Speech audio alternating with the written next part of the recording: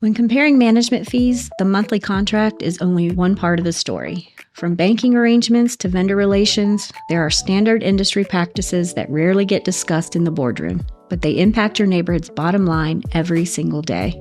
Today, we're providing an insider's look at how the industry truly operates and sharing the questions every board member should be asking to ensure their community is being managed with total transparency. Stick around, you won't want to miss this. Welcome to Let's Talk HOA, the podcast giving you an inside look at the world of community management in Lake Norman and beyond. Presented by Main Street Management Group. We're your source for relatable stories, expert information, and a transparent look at the industry.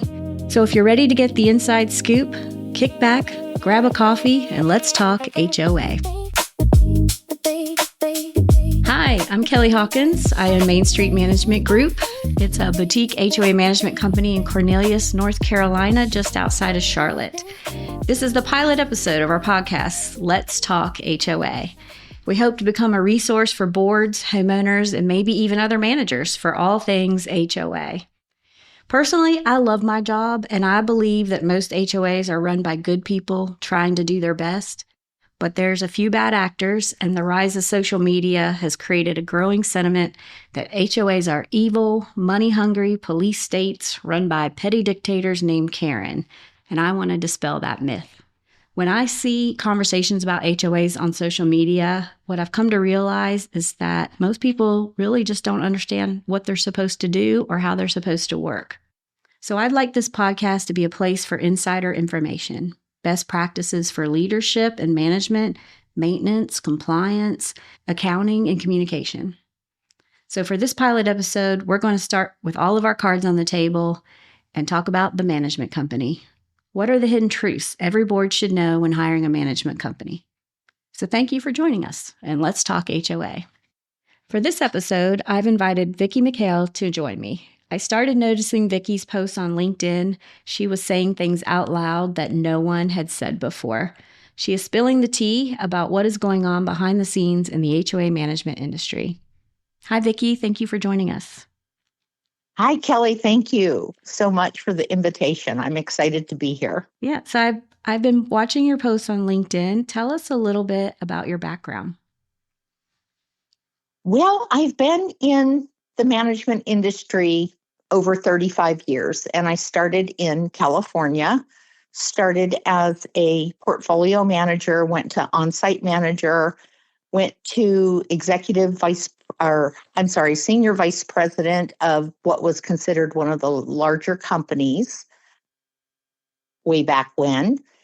Then from there, I also started my own management company. And in addition, I served on the California Association of Community Managers Board of Directors for 3 elected terms, 1 term as the secretary. There isn't a lot I haven't experienced at some level within the industry. I would say so. So what prompted you to start your social media posts about the industry? Oh gosh, I have to take you back to around 2004, when all of a sudden banks were coming up to me and trying to get the business of the company I was working for at the time, and they were offering me these earned credits. And at the time, it was basically just credits to help pay for infrastructure or for technology. But quite frankly, I was appalled and I didn't want to hear anything about it. And so I completely shut down the conversation because I did not believe it was good for our industry. And in my own naivete, I figured other people would do the same. Mm-hmm. So that's the point where I said, you know what? I'm semi-retired, mostly retired. There's a lot of people in the industry trying to do things from within the industry. There's homeowners that are being impacted that are complaining and being looked at as, just being the typical complaining homeowner. But there's nobody in the space like me with 35 years of experience that has the knowledge from all sides of the table. And my own conscious maybe not my thought processes, but my own conscience would not allow me to stay quiet. And I think what happened is everybody was growing through consolidation. And then, because our industry is very fractured and there's very little accountability unless somebody has the money in their pocket to sue. Even the handful of states that have state regulators, it really doesn't make that big of an impact. Let's go back and look at that for a minute, because I think the reason I wanted to do this podcast is because this industry is absolutely completely different from when I started, and I can see that happening, and we're changing. It used to be, see if you agree with me, when I first started, it was a lot of smaller family-owned maybe firms, and then now I feel like we're corporations. We're all getting bought out, and private equity is very revenue focused. And now I think that before we were causing ourselves burnout by doing anything and everything we were asked, but now corporations are barely doing anything. There's an online portal and a 1-800 number, and there's all the staff is remote. There's no collaboration, and so I feel like our space is getting overrun by revenue generators, and we're not servicing our HOAs as much anymore. Now, Main Street is, of course, but I think that's what's happening in the industry. Do you agree? Oh, I absolutely agree. I believe there are still some management companies that are working under the old model, but they're having to learn how to fairly do this without burning out their managers, and bringing in that income without becoming, I call it, feeding off of every sector of the industry. And I will go back a little bit, because years and years ago, I started pointing out that we were shooting ourselves in the foot as an industry because we had no boundaries, and we really didn't take the pride in the service and the value we brought to our clients. And so as the clients were complaining about our prices, rather than stand up, we started looking for ways to build in hidden income. Oh, let's really mark up those transfer fees, or let's start charging homeowners this way. So we had to look for ways to offset that main management fee, because we were really bad about setting up boundaries and drawing a line as an industry. Exactly. And so those kind of backdoor operations kept snowballing. I don't want to say I understand how they got there, but it's hard to justify why you're worth your management fee. It's easier to have a low management fee and then start taking some fees from other places. And so some of the things I've noticed other management companies do that we don't, and I think it's a little bit of a conflict in my opinion, which is why we don't do it, is like taking half of the late fees. If I am responsible for your collections, but I get half of your late fees, how am I incentivized at all to clean up your collections? I get paid for the worst collections, right? The more people don't pay, the more I get paid. So that makes no sense to me. Things like that, half of fines. So if people are getting fined and you're not talking to them and trying to get them into compliance, you're making money. To me, that seems like a conflict. And I know some of the stuff you said on LinkedIn, we'll get into that, is where else are you seeing these? I know you mentioned income credits. I actually got offered that not too long ago. I didn't do it. It felt wrong. But to explain to everybody what income credits are. Well, in a traditional model, earn credits, I have a company, and my company is very successful. And so banks want my deposits.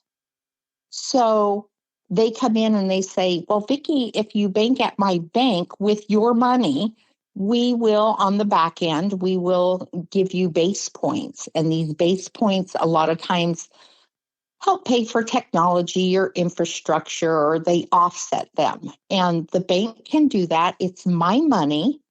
And it's a relationship that I choose.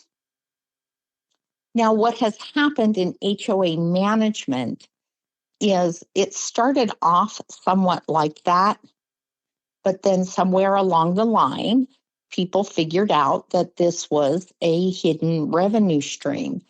And so it became cash payments.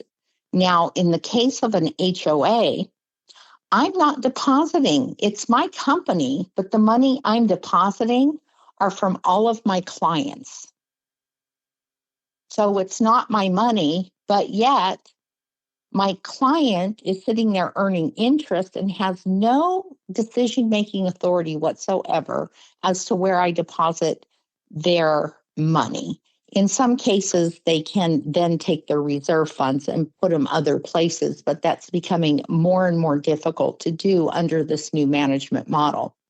So now my client's earning 2.5%, 3% on their deposits, but on the back end, I'm making those 5 basis points. I'm literally making more money off of their money than they're making. And I'm making it off of the total cumulative balance of those deposits. And those owners know absolutely nothing about this.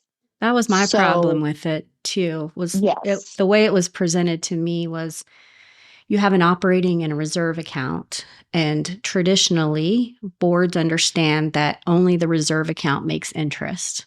But if you'll move all of your HOA accounts to our bank, the HOA will continue to make interest on the reserve accounts, but the management company will be paid interest on the operating accounts. And I couldn't swallow that. I don't think that's right. That's not my money. And if you can offer me a higher interest rate, I'd much rather, I'll bank with you because I can provide a better interest rate than other management companies. And so now I actually help them invest in other CDs and banks and to get a higher rate. But I don't see where the management company would ever be incentivized to help them find a higher rate because all the money that leaves that bank where they're making interest, is a loss for the management company. Again, that just feels like a conflict of interest to me. You said in the past 5 years, you've noticed the entrance of private equity. And I wanted to address that because what I saw is from 2004 through 2020, these companies were learning how to extract. I mean, they're sharing insurance commissions, which again, a conflict of interest because it no longer becomes finding the best product at the best price for my client. It becomes which one of these policies am I going to present that gives me the biggest commission share, or some actually write in their own fees on top of that.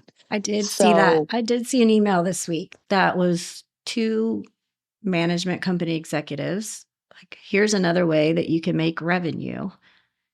Because when an insurance agent sells policies, they make a commission from the carrier. Well, they should share that with you.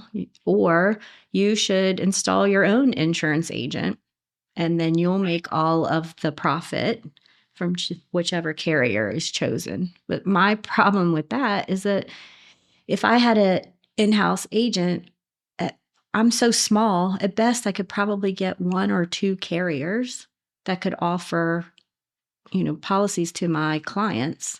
Whereas if I use an agent as I'm supposed to, they can go find 15, 20 carriers that they can propose.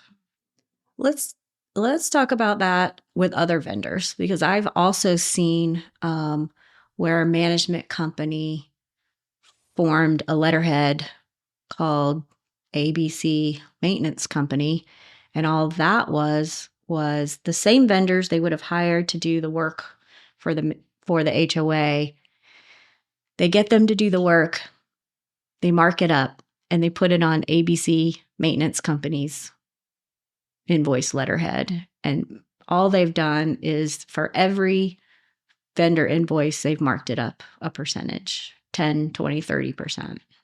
Well, I have not seen that one yet, but I'd like to say I was surprised What I've seen more of is if a company doesn't have its own in-house maintenance, or even if they do, but their clients still want a bidding process, there are now secret contracts that are written, and I've actually published one. I have many of them from different companies, but there is a relationship there where a vendor, in exchange for being placed in front of this company's clients, they agree to give a 10% marketing fee off of every contract that they get.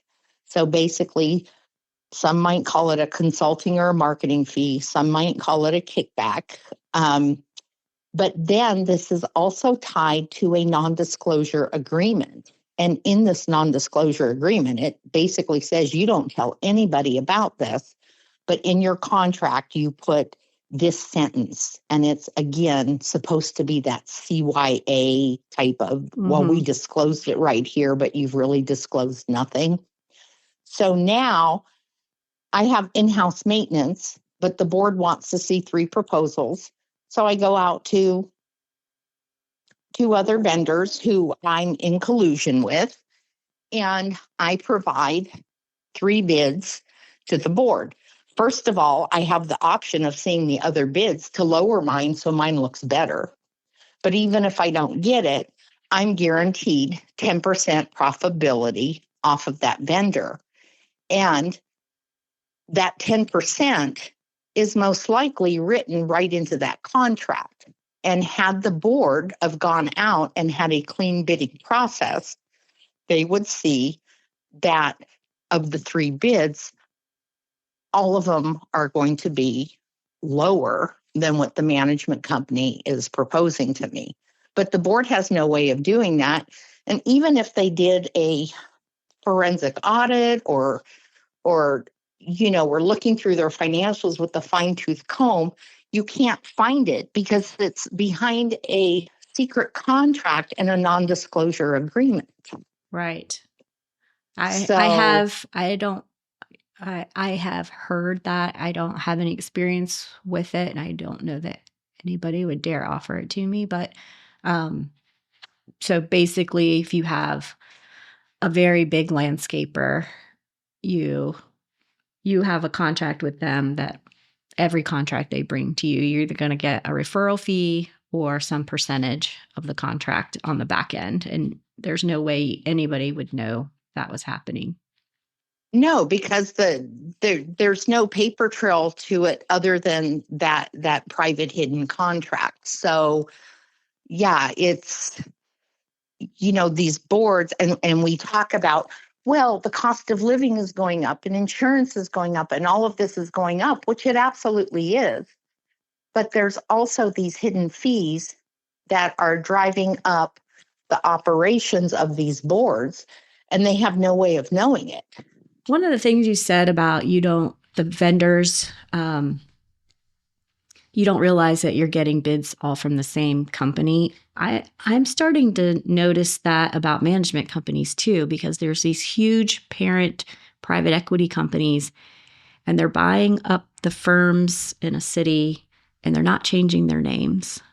So Yes. You go out to get a management bid, and you've gotten 3 bids, and what you don't know is they all have the same parent company. So you've literally gotten 3 bids from the same place. Yeah, and that's always kind of been an issue, especially with one of the largest management company is I would go into bidding process and it would be me and 3 other companies, and I'd ask them, like, who are you bidding with? And they'd tell me, and I'd say, well, you realize that that's all the same company. And they'd say, oh, no, these are all independent companies. And I'd say, no, they're not independent companies. I bet if you look, you've got a high, a mid, and a low bid, correct? Well, yeah. Okay. And so then I would educate them. And now there's so many hidden companies that most of us don't even know who owns what. And it's absolutely scary. the level of covertness that they will go to in order to capture this business, because, 2020, 2021 is when the private equity started coming in, because our industry's so fractured. There's no regulation across states. Everybody works differently. And that's exactly what private equity loves. Right. So we're sort of inflation proof, right? You almost have to have a management company. And then there's just so many ways you can charge management level fees, like you said, letters, fines, late fees. And then there's all the revenue sharing that you can do with banks and vendors. And then now they've figured out that they don't even have to change their name when they buy all the different companies. So you're right. Yeah. I think it's fracturing us a little bit. And hopefully the pendulum swings back the other way. And I don't want us to go all the way back to when I started 20 something years ago, where we had no boundaries and we were burning ourselves out doing anything and everything. I think we do have to say, I do your accounting. I'm your admin. I do your violation drives. I communicate with the homeowners. I provide a website. Like, there has to be a boundary, but it should be based on your service level, and your fees should be, this is a service I provide, and not, here's the base and then we'll go up from there. Yeah, because, the system we're dealing in now is, we were a cottage industry that exploded, and we were not equipped to handle it. A lot of people who started were just, like you said, mom and pops that kind of grew until they hit the glass ceiling, and they didn't even know that they had hit the glass ceiling. And because of that, we, as an industry, created a lot of issues. So I want to just run through, what do you think the questions are? You hit on it, what a board should ask, but I think we have to say, you need to ask, I need a list of every way you make money besides this management fee. I need to understand, who owns this company, and then who owns that company, and who owns that company. I think we have to ask them, I don't know how they're wording it in the contracts, but I don't even know how you get to the income credits question. I think you could ask it right out. And I don't have a problem if the bank helps pay for the software, because that they have to use that and you have to use that. You're both using it to make the whole system work. I do have a problem if they're just giving you basically interest off their money. I think the questions, because I have board members starting to call me more and more and ask me what questions they should be asking. And I'll be quite honest, the first thing I tell them is, I say, stay away from any national company, any public company, any company that is attached in any way, shape, or form to private equity.